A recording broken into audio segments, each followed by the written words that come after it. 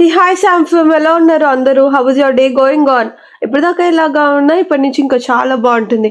Why? Because you are discussing professional ethics.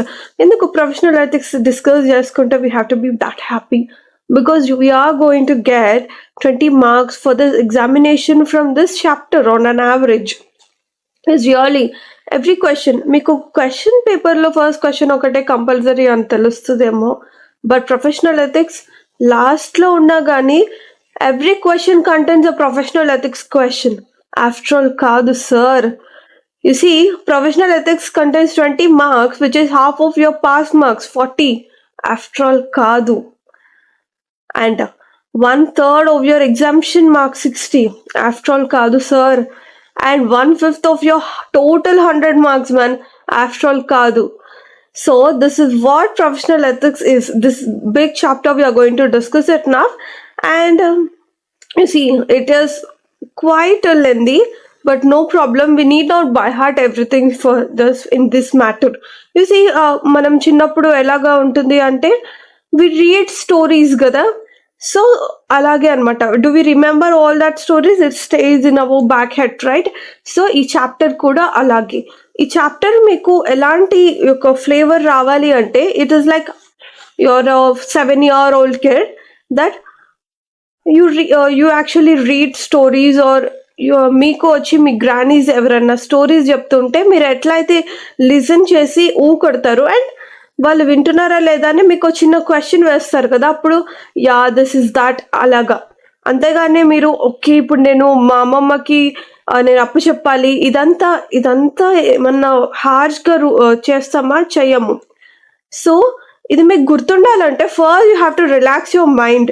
And ఇది నేనే చెప్తున్నాను కదా, you need not by heart anything, you need not actually think of it anything అని. ఇందులో clauses ఉన్నా కానీ, డెసిషన్స్ ఉన్నా కానీ, ఏవైనా ఒకవేళ మీ దగ్గర ఇది ఉన్నా కానీ, ఏ బుక్ అయినా మీరు రీడ్ చేసే బుక్లో ఏమున్నా కానీ పేజెస్ దాని మీదలో ఉన్న కంటెంట్ చూసి అస్సలు మీరు భయపడకండి. Because ICAI will not ask you to okay professional ethics chapter write down what all the things you remember, అలాగా ఏం అడగదు. ఓకే, సో ఏం అడగద్దు. ఐసే ఒక గ్రానీ లాగా మీకు చక్కగా ఒక స్టోరీ చెప్తుంది, ఆ స్టోరీలోంచి ఒక చిన్న క్వశ్చన్ అడుగుతుంది అనమాట. How your mother do. And ఇది మోస్ట్లీ ఎలా ఉంటుందంటే విక్రమ్ బేతాల్ కథ ఉంటుంది కదా, like Betal will say one story to Vikramarkudu and Vikramarkudu will give one answer to that. Same concept. This is what even ICI expects from you also. మనం YouTube వీడియోలో కూడా మాట్లాడుకున్నాం కదా, what ICI wants from you. It wants you to solve the case studies by applying the concepts you have learned. అంతేగాని by heart చేయాల్సిన పనే లేదు. Okay, and ఒకవేళ ఐసీఐ గురించి మీకు ఒక హార్డ్ అండ్ ఫాస్ట్గా ఉంటుంది. ICAI like Ram had eaten an apple, or మీరు వచ్చి apple was eaten by Ram. Sentence action అంతా సేమ్, బట్ ఐసీఐ మెటీరియల్లో సెకండ్ లైన్ ఉంది, నేను ఫస్ట్ లైన్ రాస్తే నాకు మార్క్ రాదు అని అస్సలు అనుకోవద్దు. ఓకేనా? ఐసీఐ మార్క్ షీట్ ఏదైతే ఉందో దట్ వాజ్ సో లిబరల్. మీకు కాన్సెప్ట్ అర్థం చేసుకొని మీరు కనుక రాస్తే it would be so easy అనమాట. జస్ట్ కాన్సెప్ట్స్ మార్చడం వల్ల మీకు మార్క్స్ పోవచ్చేమో, కానీ కాన్సెప్ట్ తెలిసిన వాళ్ళు వర్డ్స్ అంటే కీ టర్మ్స్ అనేవి కొన్ని ఉంటాయి. Like if I say I wanted to ask you a question from GK, what is capital? What you say? Capital of which country? India, New Delhi antara. Okay, then I will switch the question. Like I want to ask you question from commerce or alaga ankunnaru ankondi. What do you say? Capital. Okay, capital. What is capital? Capital is like shareholders bring that capital through shareholder funds or in partnership from partners bring that as a capital as corpus fund atlaga ankuntaru. Okay, I want you ask you like what is from economics capital ante. Okay, per capita income GDP divided by number of people in the country. ఇలాగా context ని బట్టి మారిపోతుంది అనమాట. So ordered అనే subject లో కొన్ని words ఉంటాయి, మీరు అక్కడ మాత్రమే అట్లాగా యూజ్ చేయాలన్నమాట. సో మీకు అది జస్ట్ చదువుతూ ఉంటే తెలిసిపోతుంది. So this is the importance of keywords, words అనమాట. అది అంత బై హార్ట్ చేయాల్సిన పని లేదు, but you have to inculcate in your head అనమాట. Okay, that is what the things with regards to professional ethics. అసలు ప్రొఫెషనల్ ఎథిక్స్ అంటే ఏంటి అన్నది ముందు చూద్దాము. ఎథిక్స్ అంటే ఏంటి? ఎథిక్స్ అంటే మనం చిన్నప్పటి నుంచి తెలుసుకున్నదే మోరల్ వాల్యూస్. మోరల్ వాల్యూస్ అంటే ఫస్ట్ మనకి వచ్చేది ఏంటంటే చిన్నప్పటి నుండి నిజమే చెప్పాలి, అంతే కదా. ఇక్కడ ఐసే కూడా ఇదే అడుగుతుంది, మీరు నిజమే చెప్పండి with what regards to the profession matters. నిజమే చెప్పాలి. ఓకే, నిజం చెప్పే వాళ్ళని మనం ఏమంటాం? నిజాయితీ పరుడురా, ఎప్పుడు నిజమే చెప్తాడు, ఎవ్వరికి అన్యాయం చేయడు అంటామా లేదా? సేమ్ ఇక్కడ కూడా అదే, నిజం చెప్పాలి, నిజాయితీగా ఉండాలి, ఎవ్వరికి అన్యాయం చేయకూడదు. అన్యాయం ఇన్ ద సెన్స్, మనం న్యాయం అంటే జడ్జ్మెంట్ కదా, జడ్జెస్ ఇస్తారు న్యాయం, మనం ఏంటి వీఆర్ సిఏస్ కదా, మనం ఏం జడ్జ్మెంట్ చేస్తాము అనుకుంటే మనం ఎక్కడెక్కడ జడ్జ్మెంట్ చేస్తాము అంటే with regards to professional matters మనుషులకి మనం జడ్జ్మెంట్ ఇవ్వము. లైక్ బతుకు జట్క బండి, లైక్ రచ్చబండ ఇట్లా పెట్టి మనం జడ్జ్మెంట్ ఏమి ఇవ్వము. మనం ఏమి ఇస్తామంటే with regards to professional matters. అర్థం కాలేదు, ఎలాబరేట్ చేయమంటే ఎలా చేస్తారంటే, ఒక రిస్క్ ఉంది, ఆ రిస్క్ సిగ్నిఫికెంట్ రిస్కా కాదా, మెటీరియల్ మిస్స్టేట్మెంటా కాదా, అలాగా శాంప్లింగ్ చేయాలి. ఆడిటింగ్లో ఏ మెథడ్ శాంప్లింగ్ చేయాలి, అలాగా ఇంటర్నల్ కంట్రోల్స్ ఉన్నాయి, అవి సిగ్నిఫికెంట్ డెఫిషియన్సీ ఉందా లేకపోతే ఓకేనా, అలాగా అనమాట. ఒక ఇన్కన్వీనియన్స్ ఉంది, ఆ ఇన్కన్వీనియన్స్ వల్ల మనం ఆడిట్ వదిలేసి వెళ్ళిపోవాలా లేదంటే కాదా. ఇప్పుడు చూడండి, మీరు ఒక చిన్న ఎగ్జాంపుల్ చెప్తాను. ఏంటంటే మీరు ఆడిట్ చేస్తున్నారు, ఒక మిస్స్టేట్మెంట్ ఫైండ్ అవుట్ చేశారు, వెళ్ళి డిపార్ట్మెంట్కి చెప్పారు. ఆ డిపార్ట్మెంట్ ఇంకా మీ మీద కోపంతో మీకు టీ బ్రేక్లో టీ ఇవ్వడం మానేసింది. Is that an inconvenience? Tea బ్రేక్లో టీ ఇవ్వడం మానేస్తే మీరు లైక్ టీసీడబ్ల్యూజీకి కంప్లైంట్ చేయాలా, లేకపోతే అథారిటీస్కి, రెగ్యులేటరీ స్టాట్యూటరీ బాడీస్కి కంప్లైంట్ చేయాలా, లేకపోతే ఆడిట్ వదిలేసి వెళ్ళిపోవాలా? అక్కర్లేదు, దట్ ఈస్ ఇన్సిగ్నిఫికెంట్ కదా. అలాగే మనం జడ్జ్మెంట్ అప్లై చేయాలన్నమాట. ఒక రిస్క్ ఉంది, ఒక మిస్స్టేట్మెంట్ ఉంది, ఒక ఫ్రాడ్ జరిగింది, ఒక deficiency in the internal control ఉంది, సో దానికోసం అనమాట. ఓకే, 3 థింగ్స్ అనమాట. నిజం చెప్పాలి, నిజాయితీగా ఉండాలి, అండ్ న్యాయం మాత్రమే చేయాలి. ఈ 3 మీ బ్రెయిన్లో ప్రోగ్రామింగ్ చేసేసుకోండి. And will just deal with the professional ethics. మీకు ప్రొఫెషనల్ ఎథిక్స్ ఈజీగా ఉండకపోతే చాలా ఈజీగా ఉంటుంది, చాలా అంటే చాలా ఈజీగా ఉంటుంది. నేనే చెప్తున్నా కదా, మొత్తం మీరు బై హార్ట్ చేయక్కర్లేదు అని. బై హార్ట్ ఏం చేయాలి అంటే the clause numbers with respect to the schedule, అంతే. అది జస్ట్ ఒక 2 pages ఉంటుంది, ఒక 20 points ఉంటాయి అంతే. అంతకు మించి మీరు బై హార్ట్ చేయాల్సింది ఏమీ లేదు. యూ విల్ గెట్ 20 marks అనమాట. Okay, so that is with regards to the professional ethics introduction. And మీకు ఒక ఓవర్వ్యూ చెప్పాలంటే ప్రొఫెషనల్ ఎథిక్స్ మనం ఇంకో ఈ చాప్టర్ అంతా ఎట్లా డిస్కస్ చేసుకుంటున్నామంటే, మీ బీయింగ్ బేతాల్, నేను వచ్చి మీకు స్టోరీస్ చెప్తూ ఉంటాను. యూ యూజ్ యువర్ న్యాయం, నిజాయితీ అండ్ నిజం and give answers to that.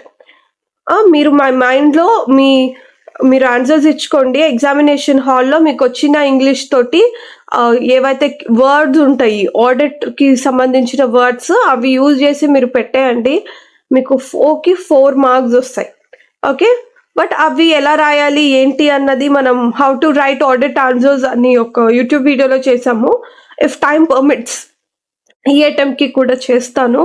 Okay, and ఎలాగో క్వశ్చన్స్ డిస్కస్ చేసుకునేటప్పుడు కూడా మాట్లాడుకుందాము, no worries in that. And that is how the process goes అనమాట.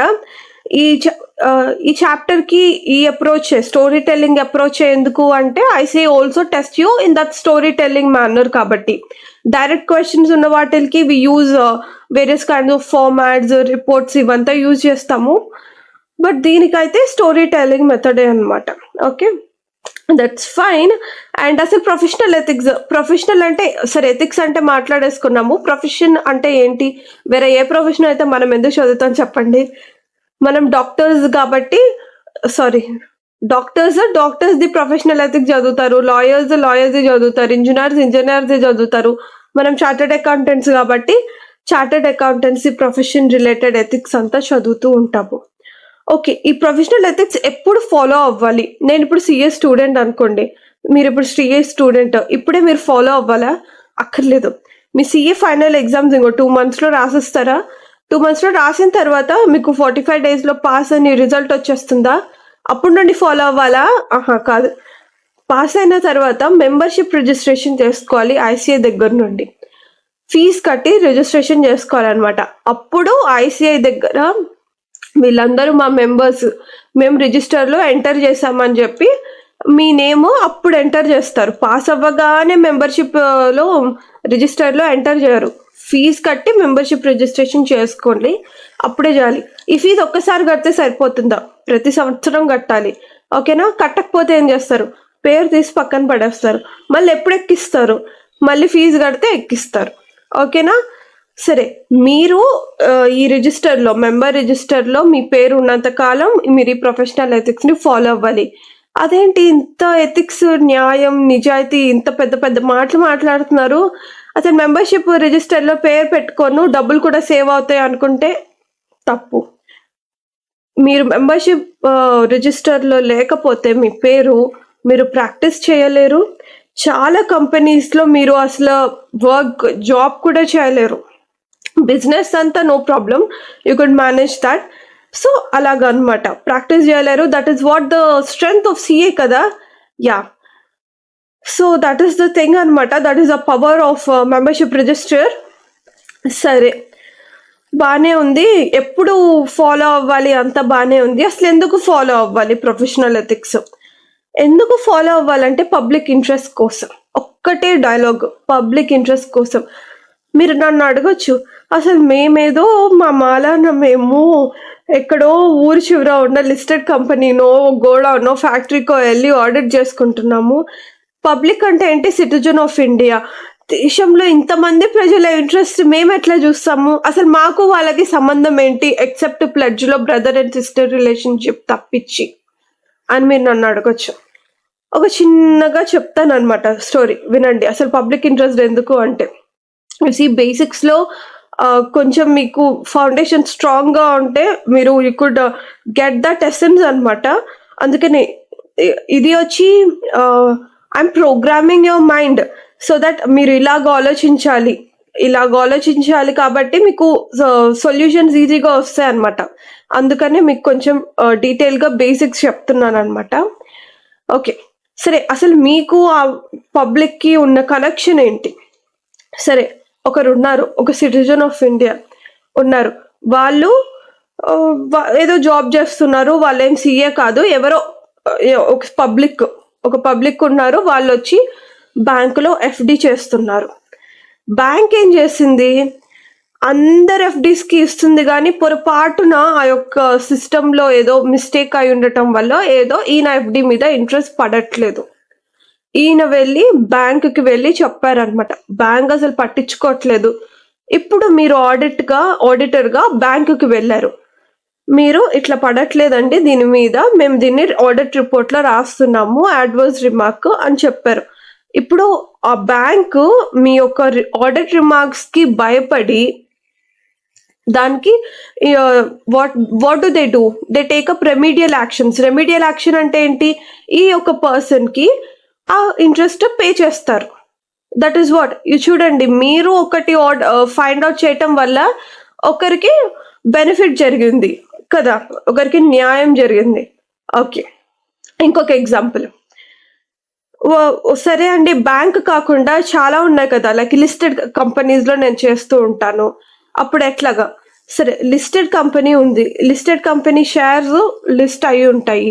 ఒక పబ్లిక్ వాళ్ళ సేవింగ్స్ని తీసుకువెళ్ళి స్టాక్ మార్కెట్లో పెట్టారు. మీ దగ్గర ఇప్పుడు ఒక ఇన్ఫర్మేషన్ ఉండింది.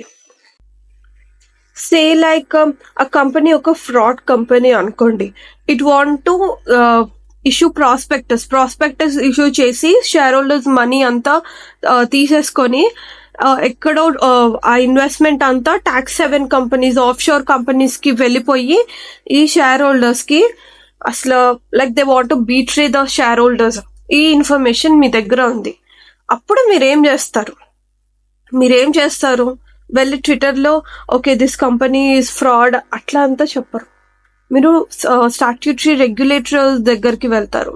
లైక్ ఒక ఇది లిస్టెడ్ కంపెనీ కాబట్టి సెబీ దగ్గరికి వెళ్ళొచ్చు, అండ్ బ్లాక్ మనీ ఇన్వాల్వ్మెంట్ అయింది కాబట్టి ఆర్బీఐ దగ్గరికి వెళ్ళొచ్చు. ఇట్లాగా వెళ్ళాలి కూడా యాజ్ పర్ లా ఇదంతా. సో వెళ్తే అప్పుడు ఏం చేస్తారు అవి లైక్ బ్యాంక్రప్సీ కోడ్ పెడతారు, ఇన్సాల్వెన్సీ ఐబీసీని ఇంట్రడ్యూస్ చేస్తారు. అప్పుడు ఏమవుతుంది, ఐబీసీ ఇంట్రడ్యూస్ చేయడం వల్ల ఈ లిస్టెడ్ కంపెనీస్ కి షేర్ హోల్డర్స్ కి ఎంతో కొంత వస్తుంది మనీ.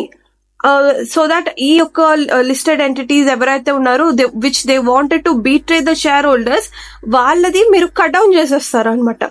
దీనివల్ల ఒకరు కాదు ఇద్దరు కాదు ఎన్నో వేల ఫ్యామిలీస్ యొక్క మనీ మీ హ్యాండ్స్ లో సెక్యూర్డ్ గా ఉంటుంది because introducing that IBC. Okay, this is the thing అనమాట. సరే అండి, షేర్ హోల్డర్స్ అదంతా పక్కన పెట్టేయండి, stock markets are subject to market risk అని పక్కన పెడతారు, అది వాళ్ళ కర్మ, వదిలేయండి అన్నారు అనుకోండి. సరే, ఏమీ తెలియని ఒక విలేజర్ ఫార్మర్ అనమాట, డైరీ ఫార్మర్, వాళ్ళు ఏం చేస్తారు, ఎల్ఐసి కట్టుకుంటారు. ఓకే, మా అమ్మాయి పెళ్లికి 14 ఏళ్ళు ఉన్నాయి, ఇంకా ఈ టైం కల్లా అది మెచ్యూర్ అయిపోతుంది, టర్మ్ లైఫ్ ఇన్సూరెన్స్, అప్పుడు డబ్బులతో పెళ్లి చేస్తాను, లేకపోతే చదివించుకుంటాను, ఏదో ఒకటి ఇల్లు కట్టుకుంటాను అనుకుని ఎల్ఐసిలో safest investment for every citizen of India అనుకుంటూ వెళ్ళి కడతారు. ఈ ఎల్ఐసి ఏం చేస్తుంది, ఇది as it invest via mutual funds కానీ లైక్ ఎనీవేస్ ఇది వెళ్ళి లిస్టెడ్ ఎంటిటీస్ యొక్క షేర్స్ లోనే పెడుతుంది. మళ్ళీ రిస్కే కదా. సో అందుకోసమే auditor has to follow the professional ethics in order to have that public interest. ఇప్పుడు మీ చేతుల్లో ఎంత మంది యొక్క మనీ ఉంది, హ్యాండిల్ అవుతుంది అన్నది మీరు తెలుసుకుంటే గనక would be so much so responsible. And మీకు ఇప్పటికే మీ భుజాల మీద ఒక 1/2 kg వెయిట్ పెరుగుండాలి, that you have taken the responsibility of whole citizens of India money కదా. అంతే, అది అట్లా ఉంచుకోవాలన్నమాట. అలా ఉంచుకొని ఆ వెయిట్ భుజాల మీద, ఇప్పుడు ప్రొఫెషనల్ ఎథిక్స్ చదివేద్దాము 40 pages, ఇది 40 pages, సో 40 questions 20 marks కో చదువుతున్నది కాదు. మీరు యాజ్ అ ప్రొఫెషనల్ మీకు ఉన్న రెస్పాన్సిబిలిటీని మీరు కరెక్ట్ గా చేయాలి. దిస్ ఈజ్ యువర్ స్వధర్మ అనమాట. దానికోసం ఎట్లాగో ఫాలో అవ్వాలి, అది దానికోసం మీరు ఇప్పుడు చదువుతున్నారనమాట. And with that said will just read అనమాట. ఓకే, వై ప్రొఫెషనల్ ఎథిక్స్ అన్నారు, chartered accountant either in practice or service. Service అంటే జాబ్ చేసేవాళ్ళు, ప్రాక్టీస్ అంటే మీకు తెలిసిందే ప్రాక్టీస్ చేసేవాళ్ళు. హ్యాస్ టు అబైడ్ అంటే ఏం లేదు, follow by these ethical behaviours. కొన్ని చెప్తారు ఏవైతే ఉన్నాయి, ఆ ఎథిక్స్ ని ఫాలో అవ్వాలి. They're expected to follow by whom? ICAI is wanting you to expect the fundamental principles of professional ethics అనమాట. ఏంటా fundamental principles of professional ethics 2 minutes లో చూద్దాం. ఓకే, అండ్ అకౌంటెన్సీ ప్రొఫెషన్ యొక్క డిస్టింక్ట్ ఫీచర్ ఏంటి అంటే it's their responsibility to act in the public interest కోసం you have to follow the professional ethics. ఏం లేదు, ఎవరు ఫాలో అవ్వాలి, chartered accountants in practice or service follow అవ్వాలి. ఏం ఫాలో అవ్వాలి, fundamental principles of professional ethics follow అవ్వాలి. ఎందుకు ఫాలో అవ్వాలి, బికాస్ ఆఫ్ పబ్లిక్ ఇంట్రెస్ట్. ఈ 3 ముక్కలు రాస్తే సరిపోద్ది. ఇంత ఇంగ్లీష్ మీకు వస్తే రాయండి, లేకపోతే సింపుల్ వర్డ్స్ లో ఈ యొక్క ప్రాక్టీస్ ఆర్ సర్వీస్ కానీ fundamental principles of professional ethics and responsibility to act in public interest ఇది రాస్తే సరిపోతుంది. Okay, if at all they ask for that. And ఈ కోడ్ ఆఫ్ ఎథిక్స్ లో fundamental principles of professional ethics ఉన్నాయి కదా, దీని గురించి మనం చదువుకునే ముందల ఎలాగో మీది సిఏ అయిపోతుంది. సిఏ అయిపోయిన తర్వాత ఏంటి, ప్రాక్టీస్ పెడదాం అనుకుంటున్నారా, జాబ్ చేద్దాం అనుకుంటున్నారా? జాబ్ చేసే లెక్క అయితే మీరు ఎందులో జాబ్ చేస్తారు, లైక్ Big 4 లో కానీ లేకపోతే ఏదన్నా లిస్టెడ్ ఎంటిటీలో జాబ్ చేసినా వాళ్ళు మీకు ట్రైనింగ్ ఇస్తారు. ఆ ట్రైనింగ్ లో ఏం చెప్తారు, ఈ ఎథిక్స్ ఫాలో అవ్వాలని చెప్తారు, లేకపోతే ఆ యొక్క ప్రొసీజర్ ఏదైంది దాని గురించి చెప్తారు. ఆ ప్రొసీజర్ అంతా మనకి ఇప్పుడు అనవసరం, ఎథిక్స్ కాబట్టి దాని గురించి. అలా కాకుండా ప్రాక్టీస్కి వెళ్ళారనుకోండి, మీరు ఓన్గా ఆఫీస్ ఏం సెటప్ చేయలేదు, say like be in imaginary situation that మీరు ఒక ఆడిట్ ఆఫీస్లో ఆల్రెడీ సెటప్ అయిన ఆడిట్ ఆఫీస్లో పార్ట్నర్గా జాయిన్ అయ్యారు. సో మీ దగ్గర ఒక సీనియర్ పార్ట్నర్ ఉన్నారు, సీనియర్ చార్టర్డ్ అకౌంటెంట్, ఒక 10 year 15 year senior chartered accountant ఉన్నారు. తన పేరు let it be Maya. Okay, Maya. ఇప్పుడు ఆ మాయా మీ ఫస్ట్ డే ఆఫ్ ఆడిట్ లో డ్యూ డేట్ అంతా అయిపోయింది, కొంచెం రిలాక్స్డ్ గా ఉన్నారు మాయా వాళ్ళు. సో ఇప్పుడు తను వచ్చి మీకు చెప్తుంది అనమాట, as your first joinee, first day of your CA తర్వాత కాబట్టి వాళ్ళు మీకు చెప్తున్నారు అనమాట. మీరు అడిగారు ఏంటి ఎలా ఉంది మీ లైఫ్ ఆఫ్టర్ సిఏ, మీరు మీ యొక్క ఎక్స్పీరియన్స్ లో ఏమేమి ఫేస్ చేశారు అంటే ఇప్పుడు ఆ మాయా చెప్తున్నారనమాట. ఇప్పుడు నేను చెప్పబోయేవన్నీ ఆ మాయా వాళ్ళ యొక్క లైఫ్ లో జరిగిన ఎక్స్పీరియన్సెస్ ఎలా చెప్తున్నారు, ఏం చెప్తున్నారు అన్నది ఇప్పుడు మనం చూడబోతున్నాం. ఒకసారి ఏమైందంటే నేను ఒక లిస్టెడ్ ఎంటిటీకి వెళ్ళాను అనమాట ఆడిట్ కోసం. ఓకే, ఆడిట్ కి వెళ్తే నేను అక్కడ ఒక ఫ్రాడ్ కైండిష్ థింగ్ ని చూసాను అనమాట. ఏంటంటే వాళ్ళ ప్రీవియస్ ఇయర్ లో వాళ్ళ ఒక రెవెన్యూ వచ్చి 1000 CR ఉంది.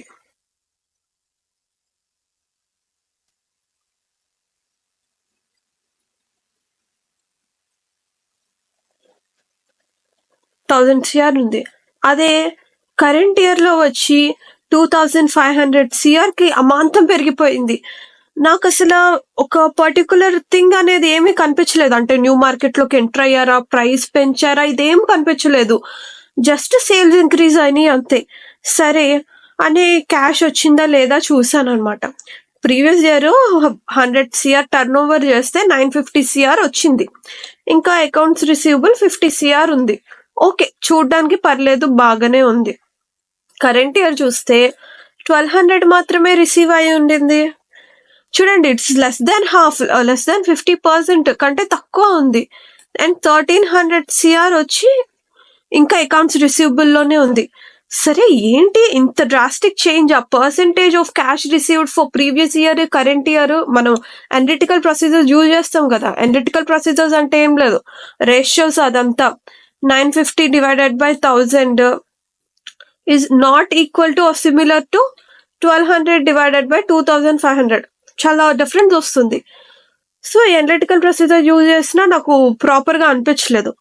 అలా అని చెప్పి వెళ్ళి కాంట్రాక్ట్స్ చూసాను, ఇన్స్పెక్షన్ చేశాను. కాంట్రాక్ట్స్ ఇక్కడ అనలిటికల్ ప్రొసీజర్స్ చేశాను, ఇన్స్పెక్ట్ చేశాను వెళ్ళి సేల్స్, ఇన్వాయిసెస్, కాంట్రాక్ట్స్. అప్పుడు నాకేం తెలిసిందంటే those were related party transactions అని తెలిసింది. మామూలుగా ఏమన్నా ఫ్రాడ్ ఇట్లాగా ఉంటే మనం వెళ్ళి మేనేజ్మెంట్ తో మాట్లాడతాం కదా, అలాగే వెళ్ళి మేనేజ్మెంట్ తో మాట్లాడే అనమాట. వాళ్ళు ఏం చెప్పారు, అవునండి ఇవి సబ్సిడరీ కంపెనీస్ వాటి కోసం ఇదంతా చేశారు, ఏమి ఇది అంతా పెట్టుకోమాకండి, యాన్యువల్ రిపోర్ట్ లో మనకి చూసి చూడకుండా వదిలేయండి, ఫీజు కొంచెం ఎక్కువ తీసుకోండి, లేకపోతే మనది కార్ కంపెనీ కాబట్టి ఒక కార్ ఫ్రీగా తీసుకోండి, హై ఎండ్ మోడల్ బాగుండిద్ది అన్నారు. బట్ నేను ఏం చేశానంటే I used my integrity use చేసి, ఫస్ట్ థింగ్ ఇంటిగ్రిటీలో నెగ్లిజెంట్ గా ఉండకూడదు అని ఉంది. నేను నెగ్లిజెంట్ గా లేను. నేను ఇక్కడ ఆడిట్ ప్రొసీజర్ చేశాను, అనలిటికల్ ప్రొసీజర్ చేశాను, ఇన్స్పెక్షన్ చేశాను. So I'm not acting negligently. And second thing, నేను వాళ్ళు చెప్పినట్టు నా ఆడిట్ రిపోర్ట్ లో ఏ కైండ్ ఆఫ్ రిమార్క్స్ లేకపోతే then I'm giving a misleading statement, misleading audit report. అలా నేను ఎప్పటికీ చేయను. I'm using my integrity.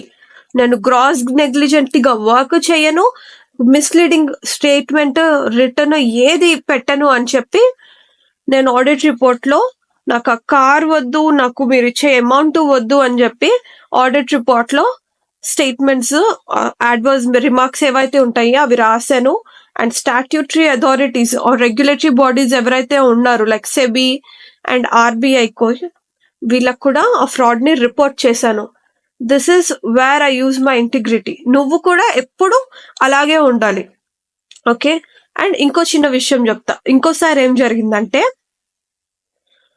Sam అని నాకు ఒక ఫ్రెండ్ ఉండేవాడు. ఆ ఫ్రెండ్ ఏం చేశాడు, వాడి దగ్గర చిన్న బిజినెస్ ఉంది, ఒక ఫ్రూట్ కంపెనీ అన్నమాట. ఫ్రూట్స్ హోల్సేల్లో తెచ్చి రీటైల్ షాప్స్ చాలా ఉన్నాయి, అమ్ముతూ ఉంటారు. మోస్ట్లీ క్యాష్ జరుగుతూ ఉంటుంది. అండ్ ప్లస్ కొన్ని బ్యాంక్ ట్రాన్సాక్షన్స్, యూపీఐ వచ్చిన దగ్గర నుంచి బ్యాంక్ ట్రాన్సాక్షన్స్ కూడా ఎక్కువనే ఉన్నాయి. వాడి బిజినెస్ కూడా పర్లేదు, బాగానే ఉంది. ఒకసారి వచ్చింది ఏంటంటే, ఒకసారి నా దగ్గరకు వచ్చాడు. ఇది వరకు అంతా క్యాష్ బానే ఉంది, ట్యాక్స్ అంతా కట్టకుండా సరిపోయింది. ఇప్పుడు ప్రతి ఒక్కళ్ళు గూగుల్ పే, ఫోన్లు వచ్చిన దగ్గర నుంచి యూపీఐ చేయటం వల్ల బ్యాంక్ అకౌంట్ లో పడుతుంది, దానికి నాకు ట్యాక్స్ కట్టాల్సి వస్తుంది. నువ్వు ఓ పని చెయ్యి, ఏదైనా చేసి ఆ ట్యాక్స్ అసలు కట్టకుండా చేసే రాదు అని నా దగ్గరకు వచ్చాడు. నేనేం చేశాను, అస్సలు అలా కుదరదు, ఇండిపెండెన్స్ ప్లస్ ఆబ్జెక్టివిటీ యూజ్ చేశాను. ఇండిపెండెన్స్ అంటే, ఇప్పుడు Sam he's my close friend అన్నమాట. I have advocacy for him. అంటే నేను శామ్ చేసే బిజినెస్ దాంట్లో అంతా నాకు ఇది ఉంటుంది. తను నాకు ఆఫర్ కూడా చేశారు, ఏమన్నా ఒక 5% షేర్ తీసుకుందులే, ట్యాక్స్ కట్టడం తగ్గించేస్తే, లేకపోతే ఒక 20,000 తీసుకో, 40,000 తీసుకో, లేకపోతే ఎవ్రీ ఇయర్ ఏదైతే ఫ్రూట్స్ వస్తుంది ఎవ్రీ డే నేను ఫ్రూట్స్ పంపిస్తానని ఇంట్రెస్ట్ కూడా క్రియేట్ చేశారు. బట్ ఐ సెడ్ నో, నువ్వు నాకు ఏమి ఇంట్రెస్ట్ ఇవ్వద్దు. Interest in the sense like fruits కానీ, మనీ కానీ, any kind of thing. And నేను నీకు యాక్చువల్గా అడ్వొకసీగా ఉంటాను. అడ్వకేట్ అంటే లాయర్ అనేవి కాదు.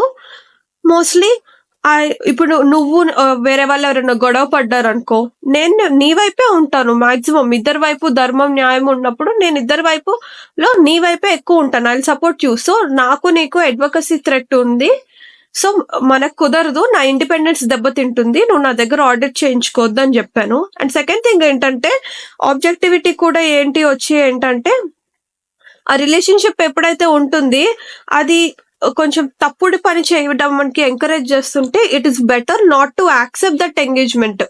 నువ్వు అసలు నా దగ్గర ఆడిటే చేయించుకోవద్దు, వేరే థర్డ్ పార్టీ దగ్గరికి వెళ్ళు, అంతే. ఇదే చెప్పాను.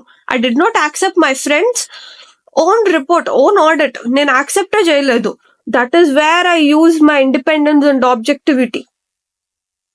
సరే, ఇంకోసారి ఏం జరిగిందో చెప్పనా? ఇంకోసారి ఏం జరిగిందంటే, ఒక పెద్ద బ్యాంకుకి వెళ్ళాము. బ్యాంక్ లో ఏంటి, రీస్ట్రక్చరింగ్ జరుగుతుంది, కాస్ట్ కటింగ్ అన్నమాట. కాస్ట్ కటింగ్ వచ్చింది. ఇప్పుడు ఆ బ్యాంకు కాస్ట్ కట్ చేద్దాం అనుకుంటుంది. కాస్ట్ కటింగ్ కి ఎవరో మేనేజర్ ఆర్ కన్సల్టెంట్ ఎవరైతే ఉన్నారో, దే సెడ్ ఎంప్లాయీస్ ని లే ఆఫ్ చేసేయండి అని చెప్పారు.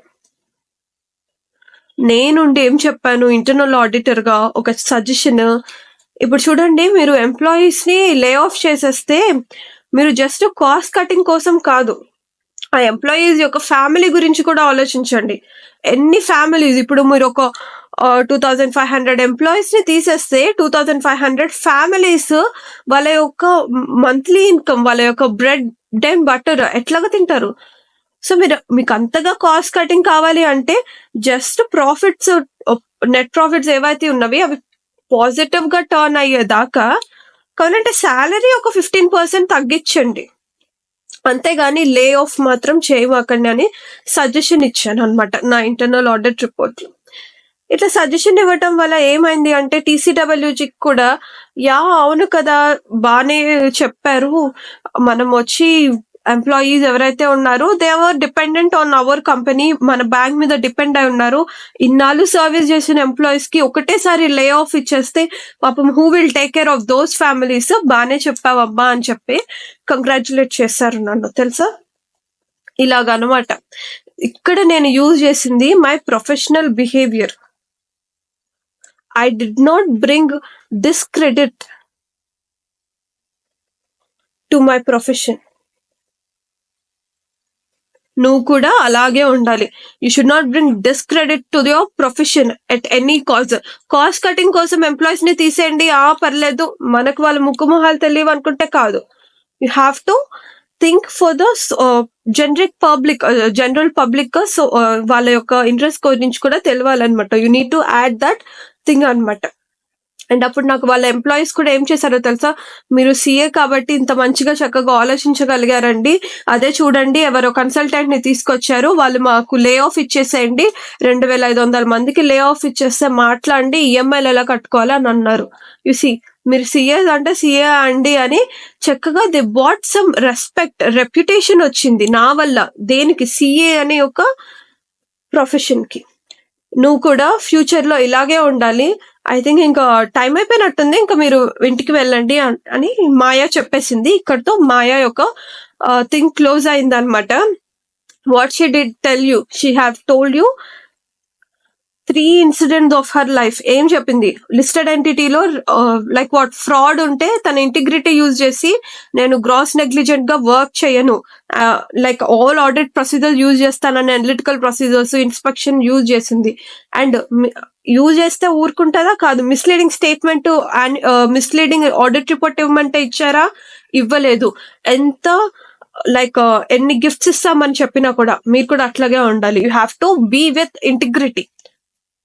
ఇక్కడ వాళ్ళ క్లోజ్ ఫ్రెండ్ వచ్చి నాకు ట్యాక్స్ తగ్గించడానికి హెల్ప్ చెయ్యి అంటే చేశారా? చేయలేదు. ఇండిపెండెన్స్ దెబ్బతింటుంది అని ఒక విషయము, ఆబ్జెక్టివిటీ కోసం ఒక విషయం.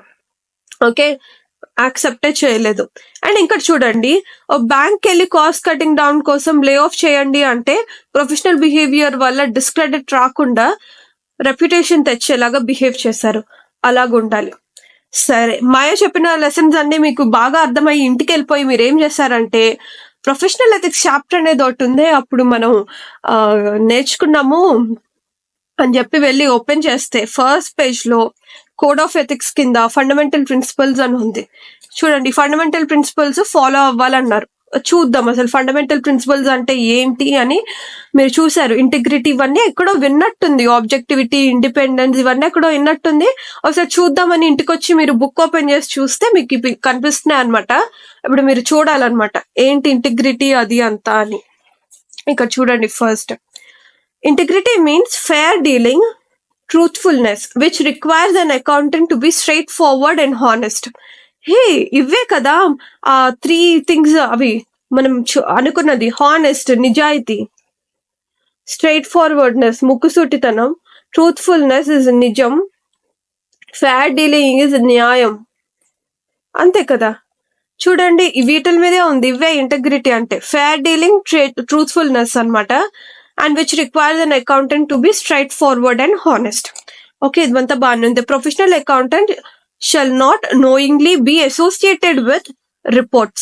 ఏ రిపోర్ట్స్? యాన్యువల్ రిపోర్ట్స్ కానీ, సారీ, ఆడిట్ రిపోర్ట్స్ కానీ, any kind of reports that auditor gives. Bank లో అయితే ఇంకా చాలా స్టేట్మెంట్స్, చాలా రిపోర్ట్స్ ఇస్తూ ఉంటారు, అవన్నీ అక్కడ డిస్కస్ చేసుకుందాం. యాజ్ ఆఫ్ నౌ రిపోర్ట్స్ అంటే ఆడిట్ రిపోర్ట్ అనుకోండి, రిటర్న్స్, ట్యాక్స్ రిటర్న్స్ ఏవైనా. And communications or other information where accountant believes that information contains a materially false or misleading statement. ఆ రిపోర్ట్ లో గానీ, ఆ రిటర్న్ లో గానీ, కమ్యూనికేషన్ అంటే ఏంటి? కమ్యూనికేషన్ టు TCWG గానీ or any kind of statutory regulatory bodies గానీ, వీటికి ఏ కమ్యూనికేషన్ లో అయినా materially false or misleading statement ఉండకుండేలాగా చూసుకోవాలి. And contain statement or information provide negligently. Gross గా నెగ్లిజెంట్ చేశారు.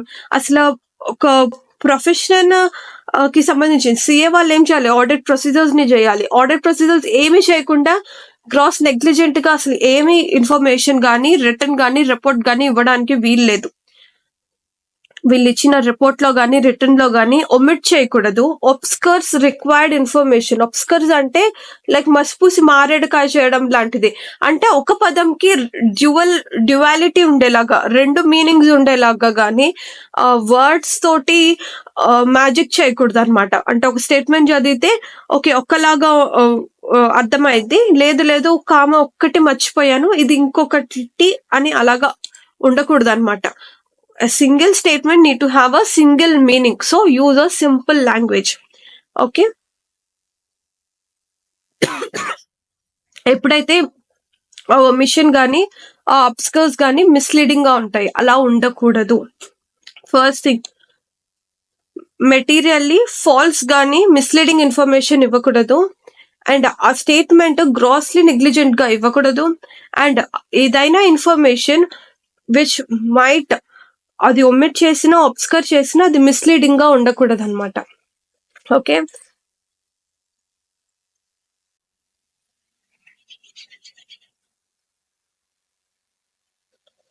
అలాగుండేలాగా చూసుకోవాలన్నమాట. And not to be considered in breach if professional accountant provides a modified report.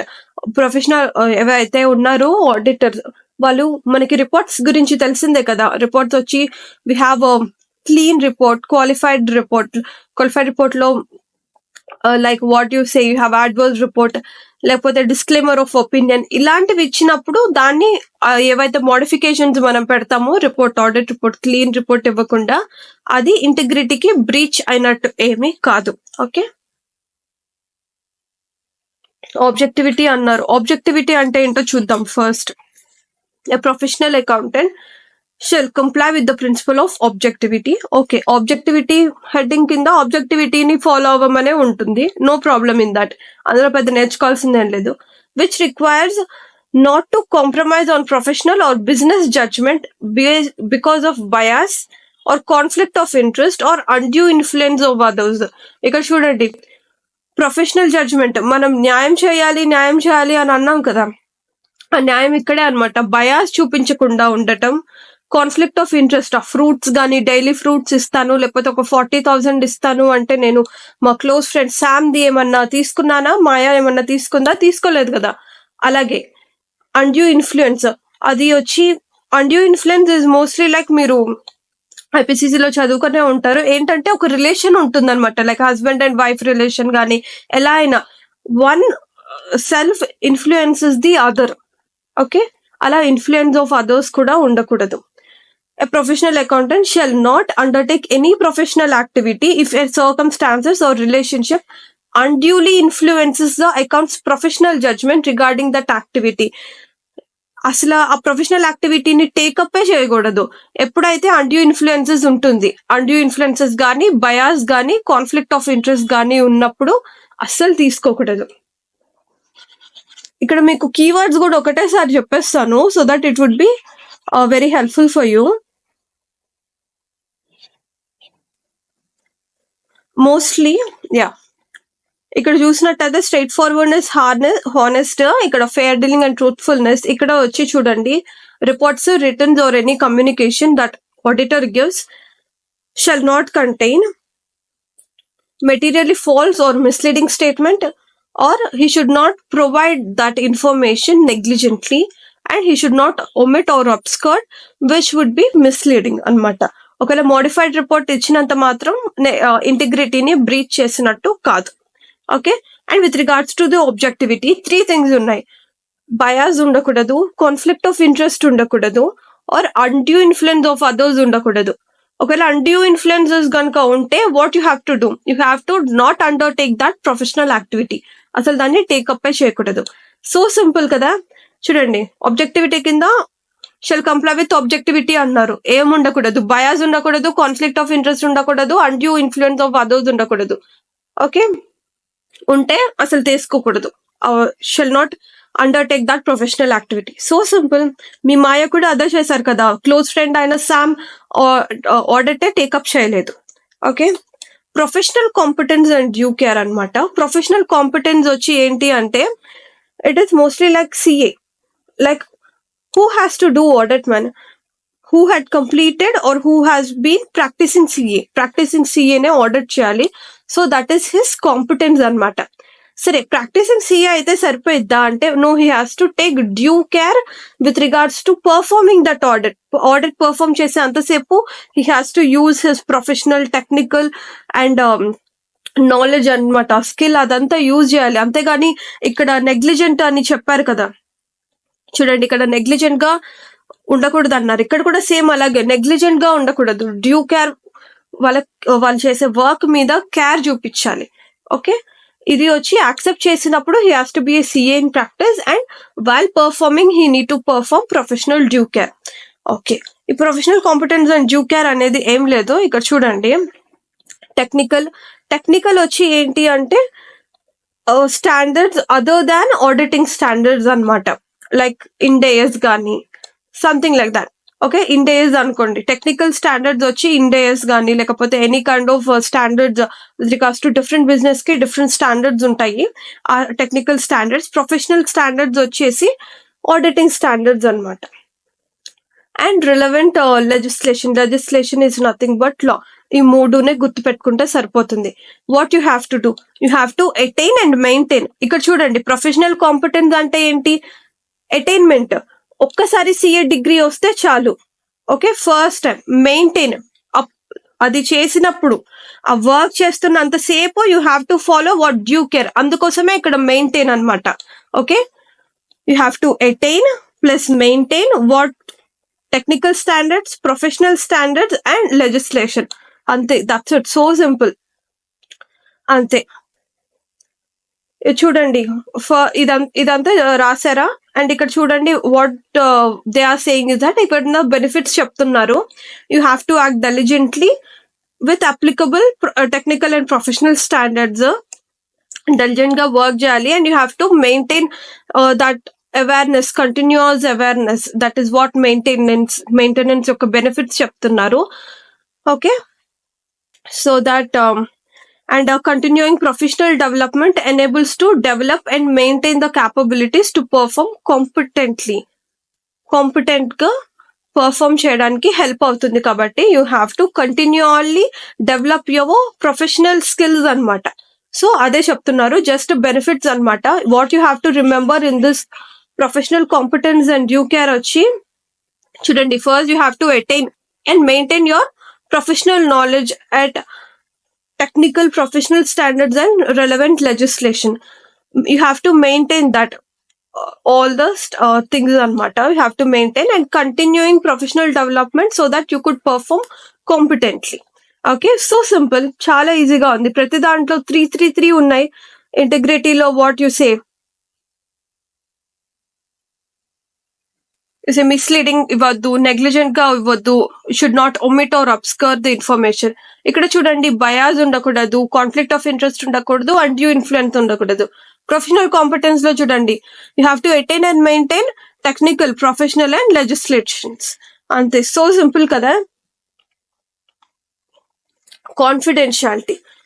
Okay, now we're going to discuss about confidentiality అన్నమాట. ఒక చిన్న example చెప్పాలి అంటే, like same you are working in a construction company అన్నమాట. మీరు CA కాబట్టి ఏవైతే calculations ఉంటాయి అవన్నీ ఆ యొక్క సిఇఓ మీతో డిస్కస్ చేసుకొని ఒక కొటేషన్ ప్రిపేర్ చేస్తారు. Okay, that's fine. And the day has come అన్నమాట. ఏ రోజైతే మీరు యు ఆర్ మీకు సిఇఓ మీద ఏదో కోపం వచ్చింది, కంపెనీ మీద ఏదో కోపం వచ్చింది, you wanted to leave that company. So మీరు వెళ్ళి వీళ్ళ కాంపిటీటర్ బిజినెస్ కి వెళ్ళి, ఇది తెలుసా, వీళ్ళు ఇంత కొటేషన్ ఇస్తారు, I'm the one who involved in preparation of that quotation అని చెప్పి ఇలాగా చెప్పేసి, so that you will get some benefits from that competitor company. ఇలా చేస్తే కరెక్టా? ఎంతవరకు కరెక్ట్? అండ్ ఇలాగా ఇది జాబ్ పరంగా కదా. రెండోది చూద్దాం, ప్రాక్టీస్ చేశారు అనుకోండి. సేమ్ ఇట్లాగే రెండు కంపెనీస్ వచ్చారు మీ దగ్గరికి, రెండు కన్స్ట్రక్షన్ కంపెనీసే, రెండు ఒక దానికి కొటేషన్ వేయడానికో లేకపోతే సంథింగ్ ఇట్లా ఉంది. మీరు ఈ కంపెనీలో వాళ్ళ ఇన్ఫర్మేషన్ అదంతా వెళ్ళి ఇంకొక కంపెనీకి గాసిప్ చేయకూడదు. For any kind of money ఉన్నా లేకపోయినా అసలు చెప్పకూడదు. బికాస్ a client గానీ ఒక person who is believing you that you are a CA and sharing you some information with regards to that business to you, and మీరు ఆ professional కెపాసిటీలో ఉండి gain చేసిన ఇన్ఫర్మేషన్ మీ యొక్క బిజినెస్ కోసం కానీ మీ యొక్క పర్సనల్ అడ్వాంటేజ్ కోసం కానీ ఆ వర్క్ లో ఉన్నప్పుడు కానీ వర్క్ అయిపోయిన తర్వాత కానీ అసలు ఎక్కడ మీరు డిస్క్లోజ్ చేయకూడదు, ఎక్సెప్ట్ రిక్వైర్డ్ బై లా ప్రకారం ఏమన్నా చెప్పాల్సి వస్తే అప్పుడు తప్పించి అన్లెస్ అంటిల్ మీరు ఏ అడ్వాంటేజ్, పర్సనల్ అడ్వాంటేజ్ కానీ బిజినెస్ అడ్వాంటేజ్ కానీ అసలు ఆ యొక్క మీరు రిలేషన్షిప్ లో ఉన్న, ఇప్పుడు ఎంప్లాయ్మెంట్ అనుకోండి, ఎంప్లాయ్మెంట్ లోంచి బయటకు వచ్చేసాను, రిజైన్ చేసి ఆ తర్వాత డిస్క్లోజ్ చేస్తానంటే అలా కుదరదు. prior, while during that employment relationship and after that relationship also, you have to not disclose any that advantage, any that information అన్నమాట for any kind of advantages. So confidentiality గురించి అర్థమైపోయింది కదా. ఇప్పుడు ఒకసారి చూద్దాము. Just you have to maintain confidentiality disclosed by a prospective client or a employing organization. Prospective client, that is practice లో ఉన్న CA గురించి మాట్లాడుతున్నారు. Prospective is nothing but upcoming client. Okay. And employing organisation అంటే client ది disclose చేయొచ్చా అంటే client ది disclose చేయకూడదు, ప్రాస్పెక్టివ్ క్లయింట్ ది కూడా డిస్క్లోజ్ చేయకూడదు. ఓకే. జాబ్ లో ఉంటే చేయొచ్చా? No. Employing organisation, your employer information కూడా మీరు అసలు చెప్పకూడదు. Okay. Not use or disclose any information, confidential information either acquired or result as of a professional or employment relationship. ఈ యొక్క ప్రొఫెషనల్ అంటే అగైన్ ప్రాక్టీస్ సిఏ, ఎంప్లాయ్మెంట్ అంటే CA in job. ఈ relationship లో మీరు ఎక్వైర్ చేసిన లేకపోతే రిసీవ్ చేసిన ఇన్ఫర్మేషన్ ఏదైతే ఉంది దాన్ని అసలు యూజ్ చేయకూడదు, డిస్క్లోజ్ చేయకూడదు. Use for your personal advantage or disclose for any kind of business advantage మీరు అసలు చేయనేకూడదు. Even after that relationship has ended. Relationship లో ఉన్నంత కాలమైనా రిజైన్ చేసి డిస్క్లోజ్ చేయొచ్చు అంటే నో. రిలేషన్షిప్ ఎండ్ అయిన తర్వాత కూడా you have to maintain confidentiality. Okay. When changing employment or acquiring a new client, the accountant is entitled to use prior experience but shall not use or disclose any confidential information received as a result of professional or employment relationship. ఇక్కడ చూడండి, while changing ఆ relationship ఏదైతే ఉంది అది change అవుతున్నప్పుడు you could use experience, your experience. Okay. ఈ quotation prepare చేసిన experience కానీ లేకపోతే ఈ స్టేట్మెంట్స్ ని ఎక్స్పీరియన్స్ యూజ్ చేయొచ్చు, బట్ కాన్ఫిడెన్షియల్ ఇన్ఫర్మేషన్ ని డిస్క్లోజ్ చేయకూడదు. దట్ ఈస్ ద నెంబర్స్ కానీ అలాగా రిలేటెడ్ పార్టీ నేమ్స్ కానీ ఇవి అసలు డిస్క్లోజ్ చేయకూడదు. Okay. And or not use confidential information acquired as a result of professional or employment relationship for personal advantage.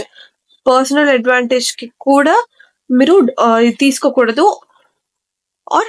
Are advantage of third party యొక్క advantage కి కూడా మీరు ఆ యొక్క prospective client or employing organisation యొక్క confidential information ని ఎక్కడ use గానీ డిస్క్లోజ్ గానీ చేయకూడదు.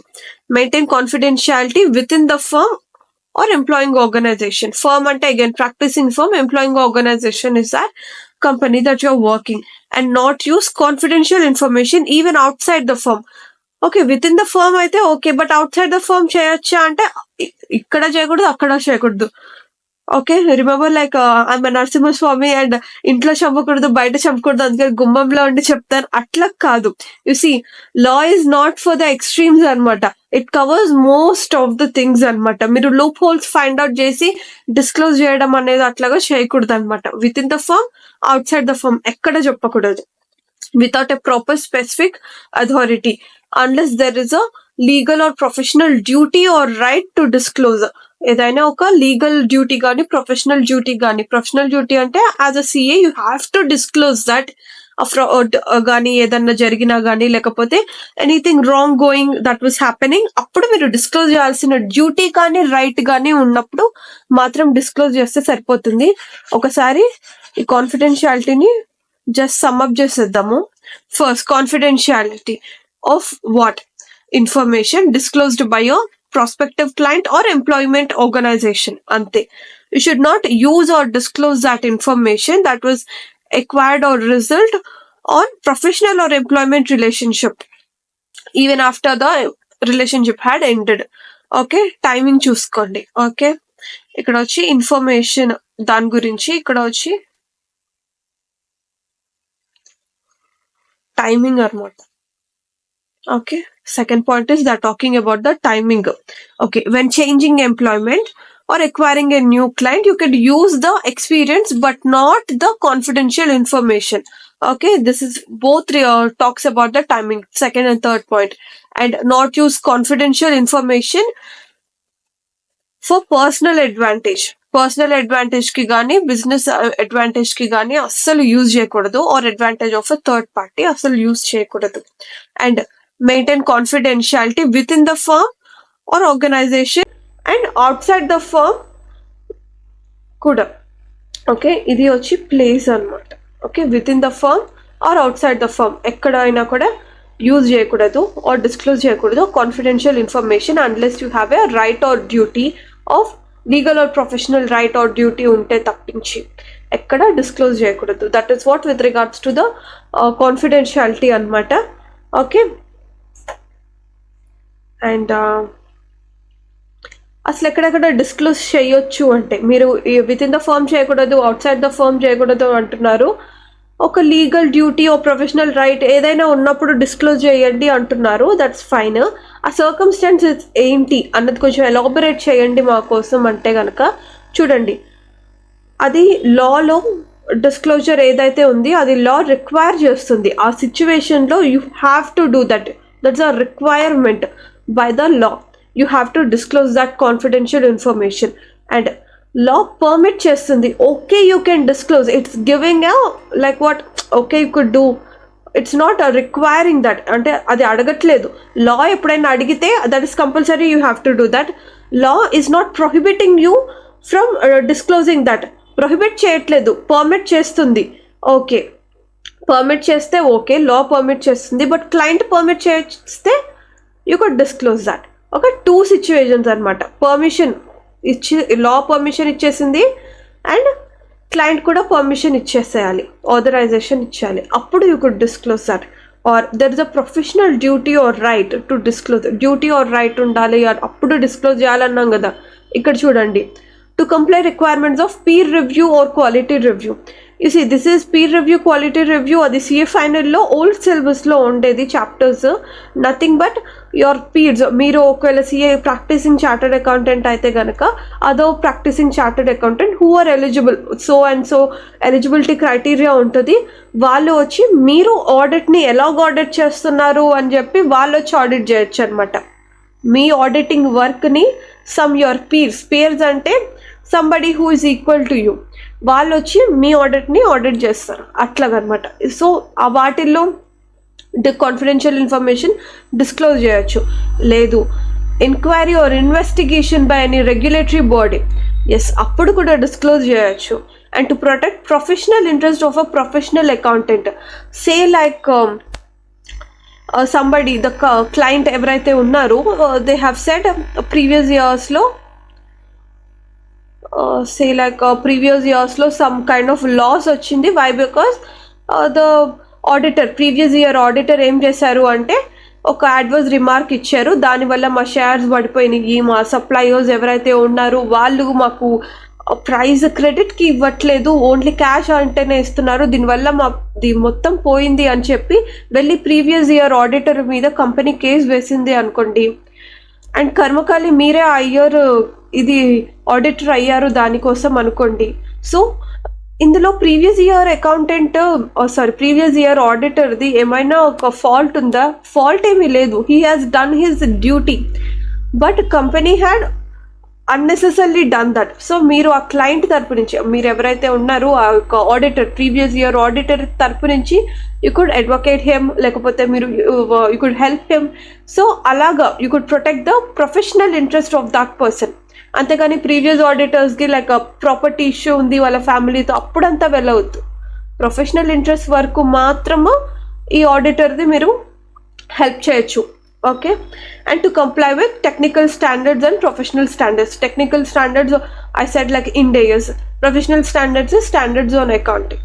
Okay, that's it. ఈ 4 థింగ్స్ అప్పుడు you could disclose and plus it is required by law and it is permitted by law plus authorised by the client. Peer review, quality review అప్పుడు, enquiry investigation అప్పుడు, to protect the professional interest of a professional accountant in legal matters, legal proceedings అప్పుడు మీరు చేయొచ్చు. And technical standards, professional standards comply చేసేటప్పుడు ఏమైనా confidential information disclose చేయాల్సిన పరిస్థితి వస్తే యూ కుడ్ డిస్క్లోజ్. ఏదన్నా ఒక ఇండేస్ వచ్చి డిస్క్లోజర్ అడిగింది అనుకోండి, లైక్ రిలేటెడ్ పార్టీ ట్రాన్సాక్షన్స్, అవి వచ్చి confidential information, but it will wanting you to give that information. You have to give that because you have to comply with that technical and professional standards. So that is what a short note on confidentiality anamata.